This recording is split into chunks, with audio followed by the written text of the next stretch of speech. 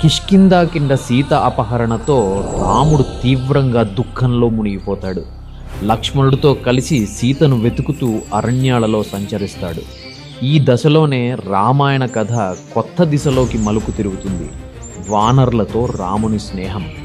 సీతాన్వేషణలో రామలక్ష్మణులు భయంకర రాక్షసుడు కబంధుణ్ణి ఎదుర్కొంటారు. అతని చేతులు విరిచి సంహరిస్తారు. మరణానికి ముందు తనకు శాప విమోచనం జరిగిందని చెప్పి రామునికి ఒక ముఖ్య సూచన ఇస్తాడు. పంపా సరస్సు వద్ద శబరి అనే భక్తురాల్ని దర్శించు, ఆమె నీకు మార్గం చూపుతుంది.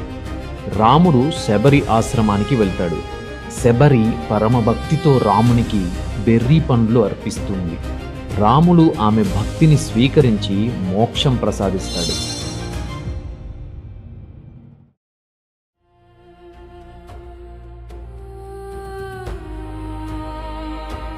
పంపా సరస్సు వద్ద వానర మంత్రి హనుమంతుడు బ్రాహ్మణ వేషంలో రామలక్ష్మణులను కలుస్తాడు.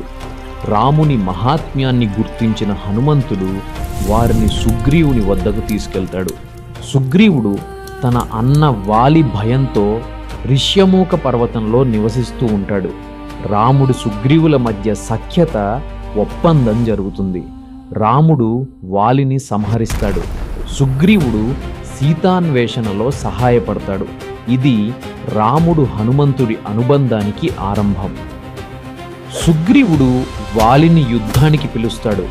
రాముడు వృక్షాంతరం నుండి వాలిని బాణంతో సంహరిస్తాడు.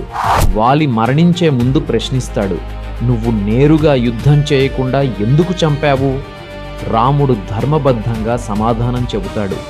వాలి తన తమ్ముడి భార్యను స్వాధీనం చేసుకున్నాడు. అది రాజధర్మానికి విరుద్ధం.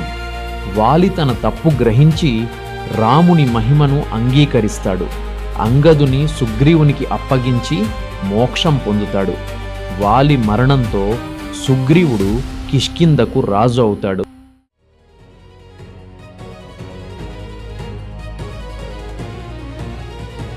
రాముడు తన మాట నిలబెట్టినప్పటికీ వర్షాకాలం కారణంగా సీతాన్వేషణ వాయిదా పడుతుంది. సుగ్రీవుడు రాజసుఖాలలో మునిగిపోతాడు. సమయం గడిచినా సుగ్రీవుడు తన వాగ్దానం నెరవేర్చకపోవడంతో లక్ష్మణుడు కోపంతో కిష్కిందకు వెళ్తాడు. హనుమంతుడు శాంతింపచేసి సుగ్రీవుడు తన తప్పును అంగీకరిస్తాడు. సుగ్రీవుడు 4 దిశలకు వానరసేనలను పంపుతాడు. దక్షిణ దిశ బాధ్యత హనుమంతుడు అంగదులకిస్తాడు. హనుమంతుని శక్తిని గుర్తు చేసేందుకు జాంబవంతుడు ప్రోత్సహిస్తాడు. సుగ్రీవుడు సీత అపహరణ సమయంలో పడిన ఆభరణాలను చూపిస్తాడు. రాముడు వాటిని చూసి సీతవని గుర్తిస్తాడు. ఇది సీత ఇంకా జీవించి ఉందనే ఆశను బలపరుస్తుంది.